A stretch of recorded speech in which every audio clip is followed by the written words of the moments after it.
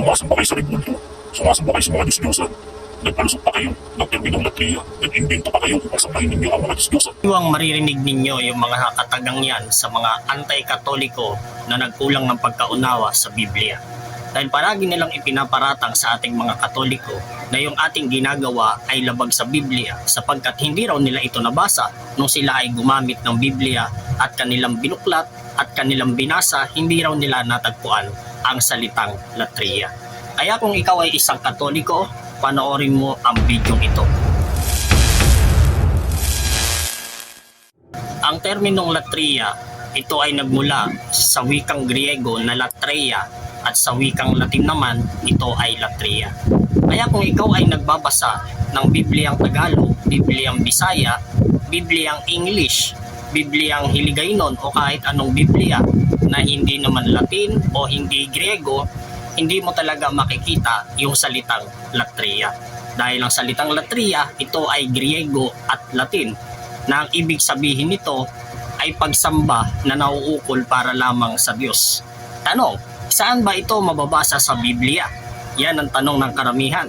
Saan nga ba mababasa sa Biblia ang salitang latria? Siyempre po, meron po tayong mababasa sa John chapter 16 verse 2 na ang katagang latria sa wikang Griego at latria naman ito ay sa wikang Latin. Na ang ibig sabihin ay service o worship to God. No, ibig sabihin, ito ay nauukol lamang para sa Diyos. Kaya kung magbabasa tayo ng Biblia, dapat basahin natin ito ng tama at nasa panig tayo ng katotohanan. Hindi yung sasabihin natin, yung katagang ito ay wala sa Biblia, pero hindi naman yung wikang yun, yung binasa mo. Halimbawa, itong salitang latreia, ito ay wikang Griego, tapos nagbasa ka ng Bibliang Tagalog, tapos nagparatang ka na wala ito sa Biblia, ibig sabihin, may sakit kang katangahan. Malinaw din na binabanggit sa Biblia sa Roma chapter 13 verse 7 na igalang ang dapat igalang, parangalan ang dapat parangalan. Na ibig sabihin may separation yung paggalang sa paggalang. May separation yung pagpaparangal sa pagpaparangalan. Ibig sabihin hindi pantay-pantay yung paggalang at hindi pantay-pantay yung pagpaparangal. Kaya nga sabi sa Biblia, sabi sa talata sa Roma 13:7, igalang ang dapat igalang at parangalan ang dapat parangalan. Iginagalang natin ang Diyos na siyang pinakamataas na uri ng paggalang.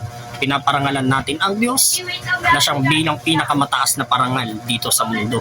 Wala nang hihigit sa Kanya, kaya tinatawag nating latria ang pagsamba natin na nauukol para sa Diyos, Ama, Anak at Espiritu Santo. At hindi natin siya tinatawag na dulya, hindi natin siya tinatawag na protodulya, hindi natin tinatawag na hyperdulya.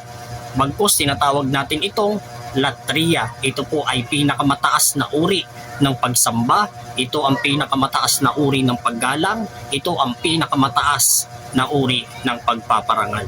Kaya kung may kaibigan kang Katoliko o ikaw mismo na Katoliko ay nalilito sa mga katagang ito, o ikaw ay mayroong kaibigang anti-Katoliko na palaging nagpaparatang sa atin na tayo ay mga idolater, i-share mo ang bidyong ito.